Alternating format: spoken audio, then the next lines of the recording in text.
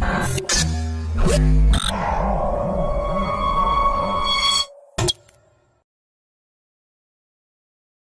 everybody, I'm Christopher Green. You're tuning into AMTV Alternative Media Television. It is Monday, February 24th, 2014. Put out a very important video earlier this afternoon titled Revolution, the Truth About Ukraine. Please watch it, share it, go into detail how this is a U.S.-led, European Union-led coup. This has been the intention from the get-go. People like Senator John McCain have been visiting Ukraine weeks prior to any of this actually happening, and of course encouraging the terrorists that wear ski masks and throw Molotov cocktails into the street so that they can put a new dictatorial government in power against the will of the Ukrainian people. This would be the equivalent of the United States battling a revolution out with Canada to the north and Mexico to the south telling us what to do. You can imagine that the Ukrainian people can only resent both regimes in both parties in this tug-of-war, which in my opinion all but solidifies a civil war, which I believe is already taking place in Ukraine.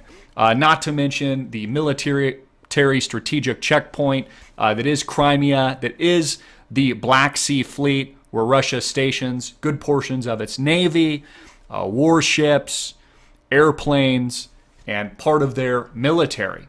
Now on the move, according to Zero Hedge, Russian ships, even more ships carrying soldiers, said to be en route to Sevastopol, which is the port of Crimea. Those tracking the developments in the Ukraine and specifically the Russian response to this weekend's coup will be interested to note that according to the Russian FLOT.com website, the large landing ship Nikolai Felichnikov, previously known for its participation in the Syrian naval arms buildup, is expected to arrive in the Crimean port, carrying some 200 armed soldiers sent from the nearby Black Sea town.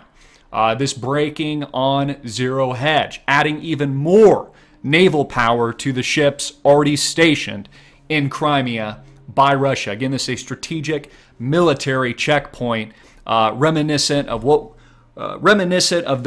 Americans feared.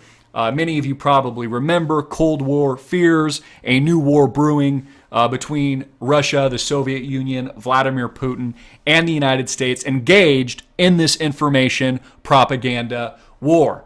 Now, of course, Russia's Black Sea Fleet in Ukraine, 70% of their Black Sea Fleet infrastructure located in Crimea.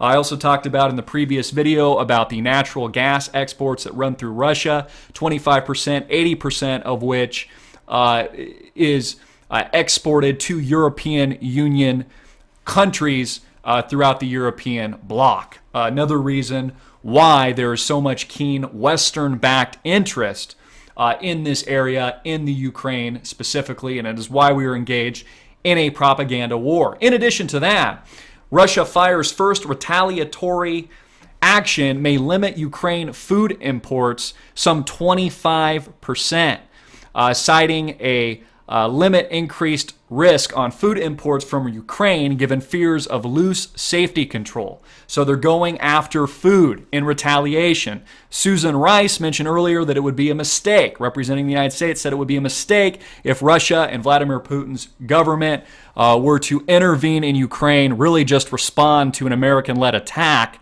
and an American-led coup with tanks.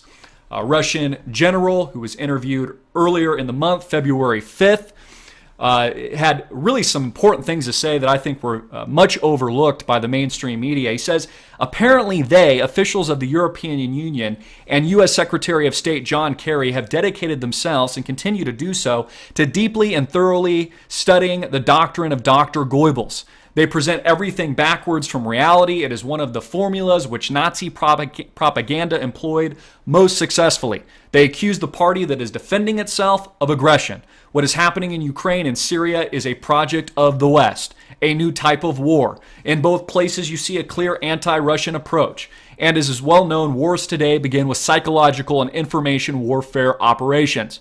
Kerry and Obama are encouraging in Kiev what they harshly repress in their country. European leaders break up unauthorized demonstrations with hoses, throwing demonstrators in jail. We saw this with Occupy Wall Street, while in the Ukrainian case, they do the exact opposite. And on top of that, they threaten Russia. Logically, this is part of information warfare. This interview and this quote was conducted earlier in the month, February 5th. And of course, Senator John McCain out here in Arizona, who we've had the pleasure of interviewing, has also been meeting with opposition forces, just like he did in Syria, weeks prior to the U.S.-led and backed revolution in Ukraine. Of course, the United States and the European Union have a very keen self-interest in this region as they prepare for war with Russia that has ships now on the move, adding to their inventory in their Russian Black Sea fleet of naval capacity based in Crimea, based in Ukraine.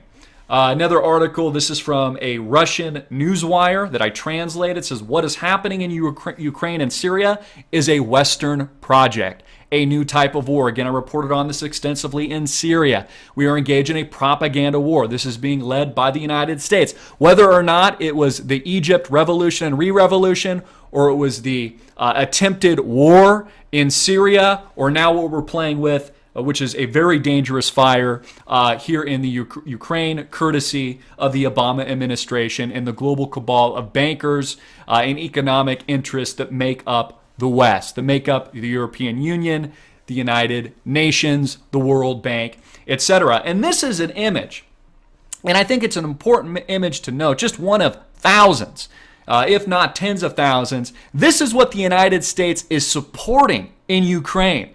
This gas-masked protester lighting shit on fire. This is what the United States promotes. They promote violence. They promote violent coups. Again, Molotov cocktail throwing terrorists in other parts of the world, while mocking and also taking violent action in the United States against peaceful sit-in protesters, as was the case with Occupy Wall Street. We all remember Mayor Bloomberg sending in the cavalry of horses to clear out, and hoses of water to clear out the dirty hippie protesters, which many of these politicians spoke to during the Occupy Wall Street movement and the movement against bailouts and tyranny and the policies at the Federal Reserve. Meanwhile, the former president of Ukraine on the run, Yanukovych, wanted over mass killings in Ukraine, whereabouts unknown, fleeing the scene as they put a new dictator into power to replace him, although this time it's Western backed, so it's got the Western stamp of approval. Also, RT, Ukraine's new authorities resort to dictatorial methods in the region. Again, this all part of the West's propaganda campaign, this information war to gather support in this part of the world to topple one dictator to trade him for another.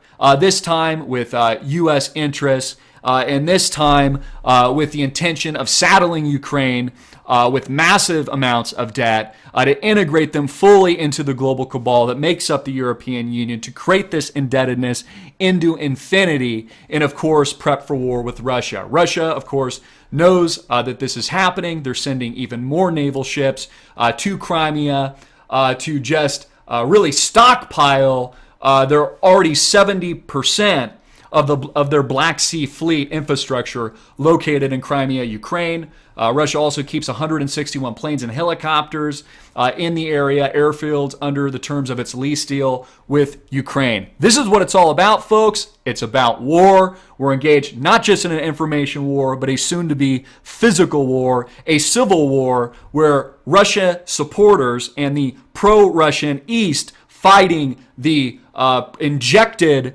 armed, and motivated Ukrainian West which of course has been propagated by U.S. politicians like Senator John McCain, the President of the United States, Barack Obama, and others, all leading to war.